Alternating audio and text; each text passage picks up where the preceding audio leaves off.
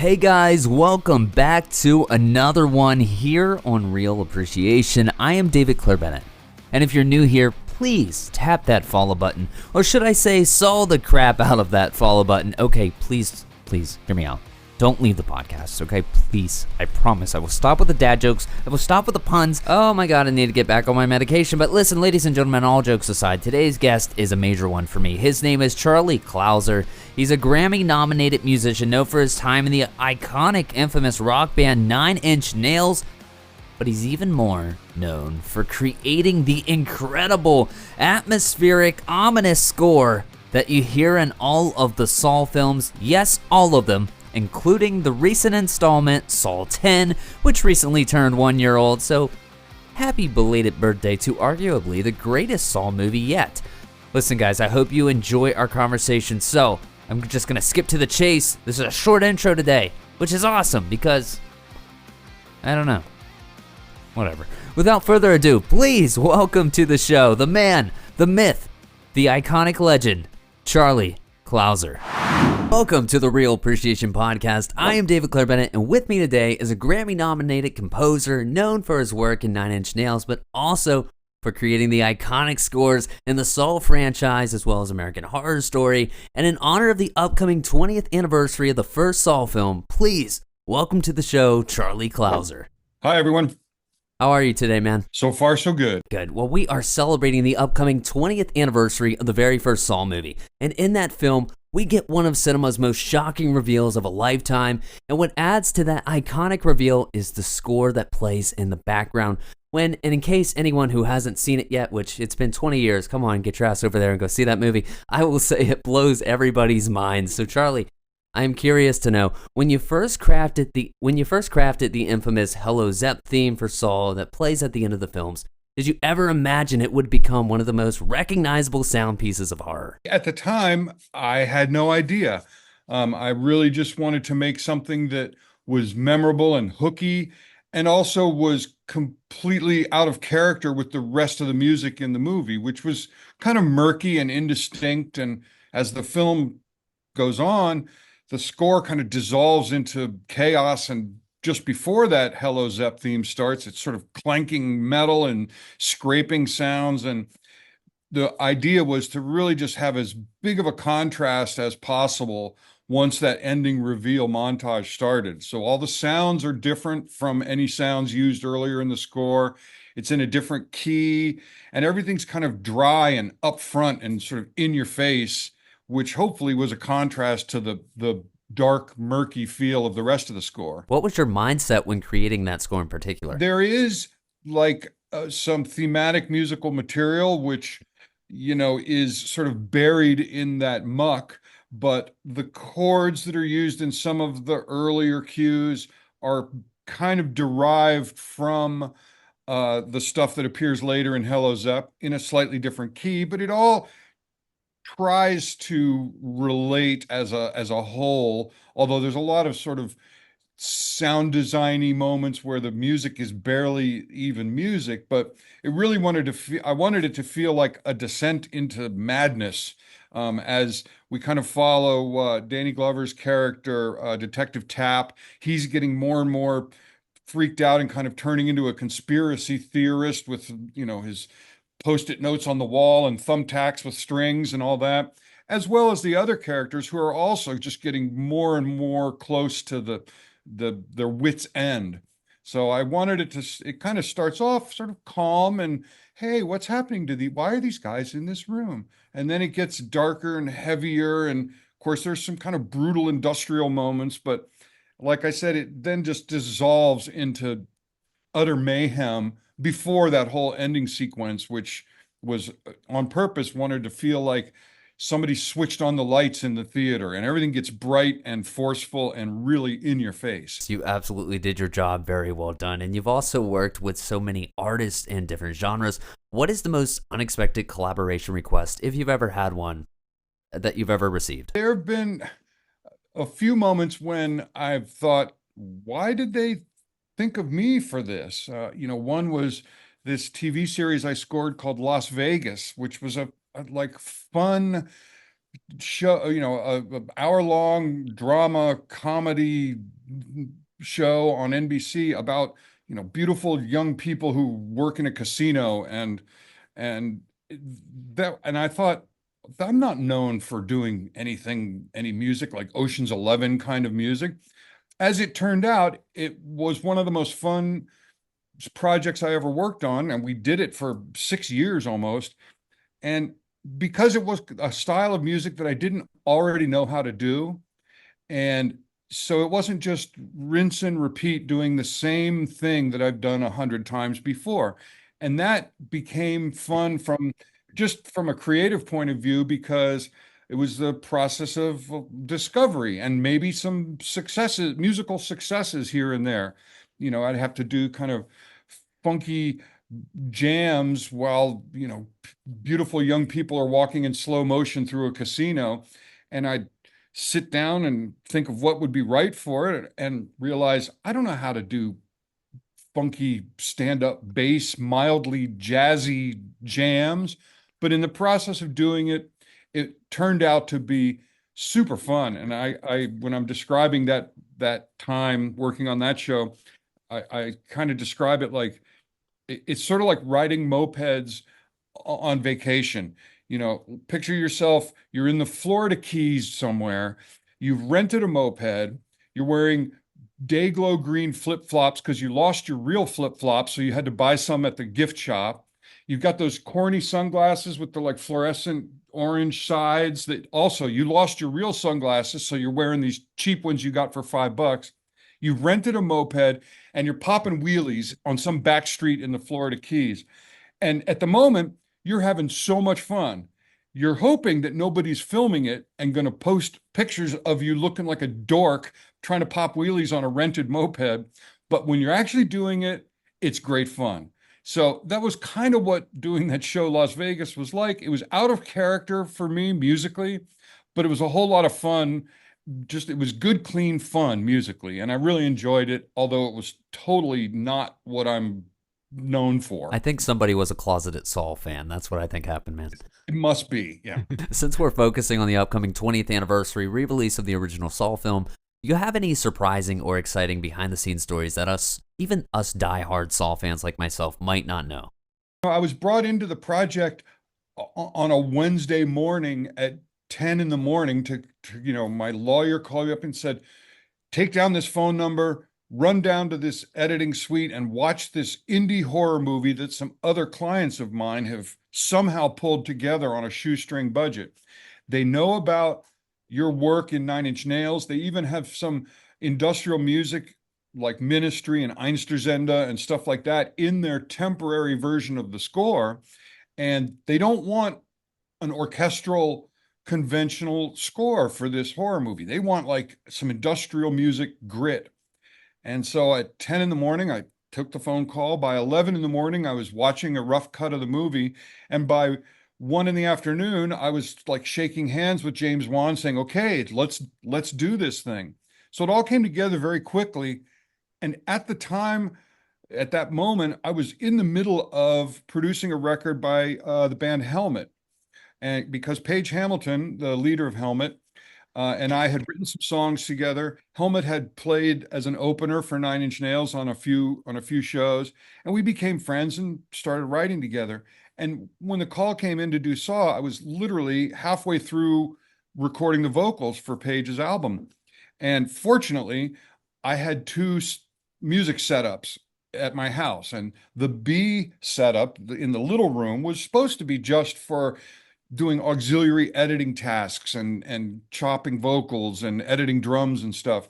And fortunately, I was able to find a vocal coach who could help Paige get the most out of his performances, but could also run the studio. So I put those guys in the front room and said, carry on without me. I just need to take a minute to score this little film.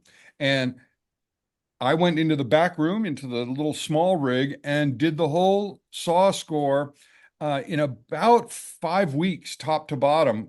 Since it was my first feature movie score, I didn't really know if the 5 weeks they were giving me was enough or too little or way more than I needed. Of course, any project like that is sort of like you can describe it as a gaseous state. It will expand to fill all the time that's allotted to it. So, of course, as with all of them, it's always, all pulling all-nighters on that last couple of weeks, frantically trying to meet the deadline and get everything finished to a level that I wanted. So it was many of the later movies, I had more time. I could use my main setup. I had more equipment, more sounds, more luxury. But that first one was done so quickly and on such a shoestring of both budget and time that it kind of has, when I listen back to all the music from all 10 of these freaking things, there's still some like charm and urgency about the score for the first one that I have to continually remind myself about and try to inject some of that into the scores as they move forward. You absolutely created nostalgia, man, and I applaud you for that. Thanks. What is your birthday message to Billy the Puppet for turning 20 years old? Billy, I hope we see you around for another 20 years at least. Are there any Easter eggs in your Saw scores that only diehard fans may catch? There are a lot of callbacks musically, little nuggets of melodies and stuff that are pulled from earlier films in the franchise. And every once in a while, some pieces of music which weren't all that important in the earlier movies take on a bigger role when they reappear later. There was this little quiet kind of murky, almost trip hoppy piece that accompanied Amanda in the first movie. And it was just a little snippet, a little tiny fragment, maybe 30, 40 seconds in the first movie. And then in later films, the various directors that have shuffled in and out would kind of fixate on that. And they say, let's turn that into the whole bed for this sequence where they're expanding on Amanda's character and her backstory and stuff. So there was a few moments where I would have to pull from the archives these pieces of music which were done in a hurry and weren't very fleshed out and was just like an interesting little, a little atmospheric backdrop, and then had to turn it into something more consequential.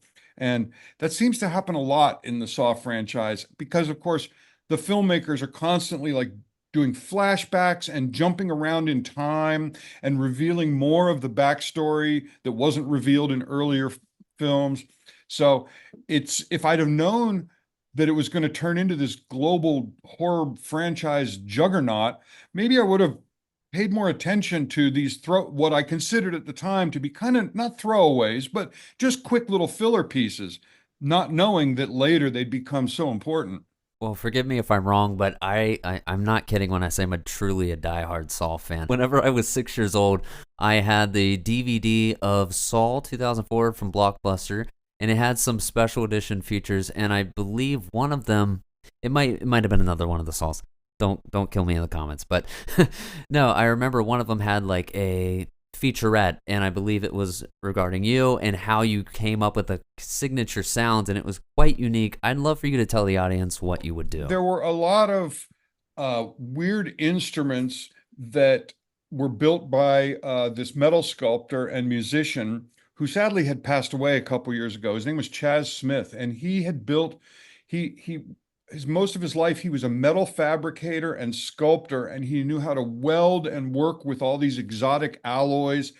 And because of his work, both in the defense industry and in the film industry, he would get these pieces of scrap metal that weren't the kind of thing you'd find in the metal aisle at Home Depot. Weird titanium and stainless steel alloy sheets, and he would make musical instruments from them. Mostly for his own use.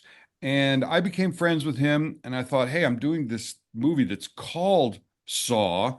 There's a big part of the plot involves metal, like the saw blade. This could be perfect. So I wanted to have some kind of connection between the source of the sounds that were used in the score and what we're seeing on the screen. And so that's why I was so anxious to involve Chaz and use some of his instruments. And I actually wound up with a couple of them. And coincidentally, I swear this isn't planned, one of them is sitting right here. Oh. And it's enormous metal sheet, Wow. right? And it's a giant metal sheet which is hanging from strings suspended in this stand, and there are piano strings stretched across it that when you pluck the strings or play them with a violin bow, which I happen to have, you get a lot of really spooky, scary sounds, which to me at the time sounded very evocative and they're scary, but they also had a metallic texture to them that sounded like what I was picturing on the screen. And you get sounds like this.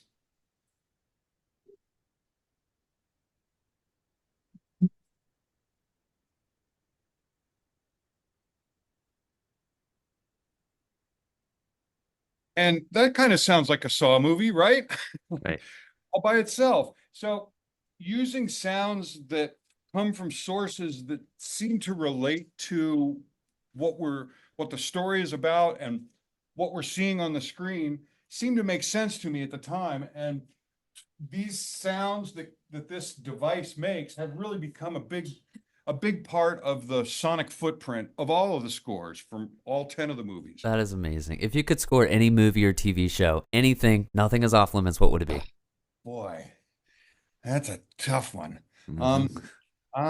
You know, some of my favorite movies and favorite scores were the Sicario movies, even though they're more sort of thrillers or espionage type of things. I loved the level of tension that those movies, even though it was a fairly calm kind of presentation, there wasn't a ton of action and violence. But I really loved those films and loved the way in which they kind of just put you on edge throughout. And of course, the scores by Johan Johansson and Hildur were just amazing, and I always refer back to those as examples of how to do more with less, because they're very minimalist in terms of the amount of stuff going on musically, but super effective, and that's the type of thing I would definitely aspire to do someday. All right, one of my last questions. How does it feel to be Grammy nominated? It's kind of, I mean, it's funny because I never set out in anything, whether it was working on records or doing film scores or TV scores. It was never like a mission to hit the mark in terms of a Grammy nomination or anything like that. It was only to do things that I thought were interesting or fun. And the Grammy nominations were the back in the day, it was, you know, for being involved in Rob Zombie records or White Zombie records and stuff that we were doing. That wasn't the kind of thing that gets Grammy nominated. That's what we thought at the time. We just wanted to do cool, funky, heavy sounding music. And when it becomes kind of recognized by the establishment, if your first reaction is to go, huh? Are they serious? Because it seems kind of out of character with the type of thing that usually is talked about in those circles. So it's certainly gratifying, but it was definitely unexpected. As we wind down here, I want to be very respectful of your time and I won't keep you much longer, but this podcast is all about gratitude as well as appreciation. And one of the most important things I do is every day when I wake up, before I go to bed, Charlie, I say 3 things that I'm grateful for. So what are 3 things that you are grateful for in your life right now? I would say 3 things. Uh, Opportunities that have come to me from all different angles. Always grateful for an opportunity, and I always try to make the most and be respectful of the people that are kind enough to think of involving me in their projects. Um, Always grateful for the support of my wife, who I've been with ooh, we've been married for almost 20 years and been together for almost 30. Got to watch Saw together. Exactly. And, she's a creative person. I try to support her in her work and her photography work. And she's been super supportive of all of my all-nighters that I've had to pull.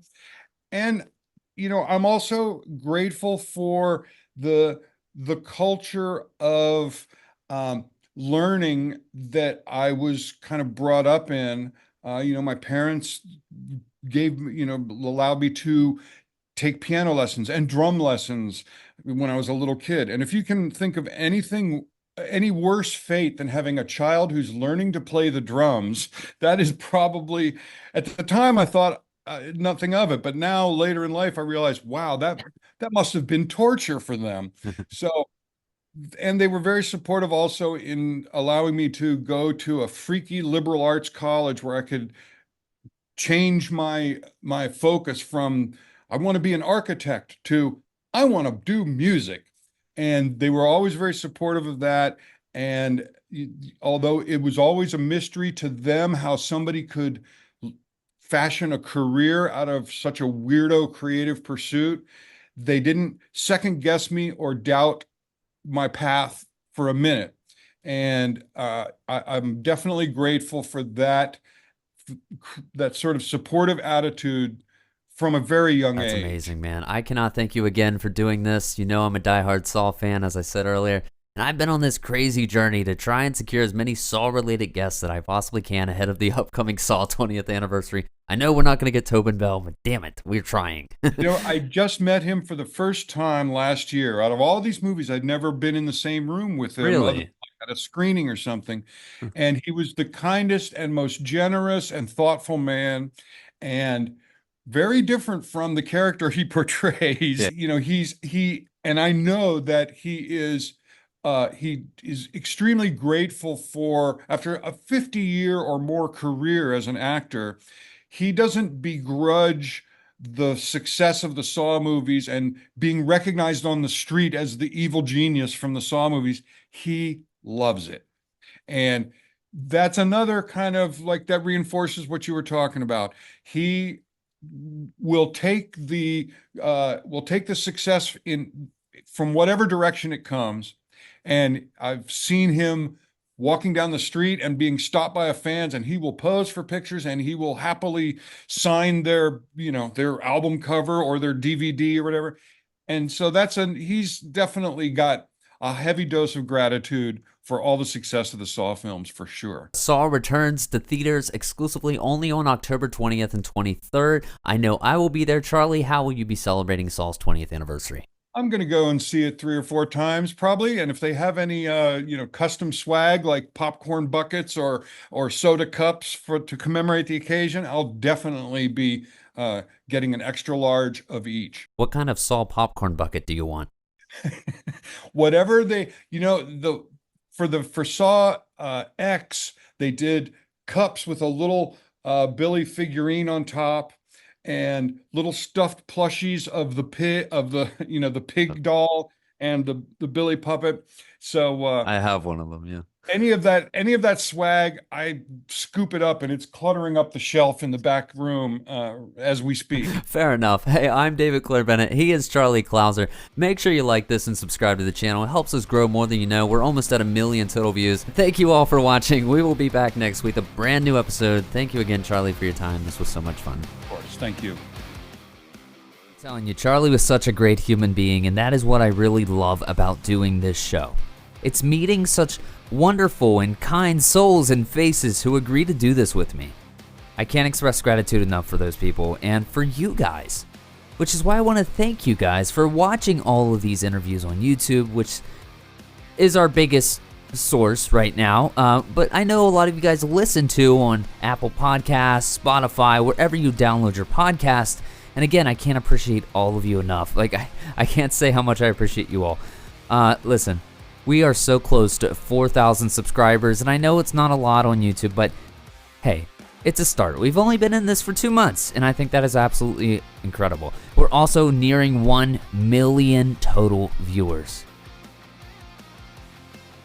I'm about to tear up, man. It just means the world to me. Seriously. It means so much to me. Anyway, let's not cry on the podcast, David. I can't say enough how much I'm grateful for each and every one of you guys. So thank you for being on this ride with me. I'm just a dude following my childhood dreams, regardless of how big this show may ever become. And I'm not saying it will.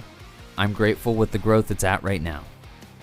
I will never forget who came up with me along the way, which means you listening to this right now. You, if you've subscribed to the channel. You, if you've watched even 20 or 30 seconds of the interview. You, even if you dislike the interviews. Thank you for being a part of this. Thank you all very, very much. But hey, before I get out of here, let's leave with an amazing quote of gratitude by Melody Beattie. She says, "Gratitude unlocks the fullest of life. It turns what we have into enough and so much more." Incredible quote there by Melody. All right, I'm going to go ahead and head on out of here. So enjoy life. Love yourself. Dream big. And then, you know what I want you to do? I want you to go ahead and dream even bigger. We're not on YouTube, so I'm going to say this. Fuck the non-believers. You've got this, guys. Seriously, whatever you're going through, you've got this. Protect your mental health. Stay safe, my friends. I will see you right here next week with another episode of Real Appreciation with David Clair-Bennett. It's been so much fun, and we're just getting started. Thank you again, everybody. Thank you so much.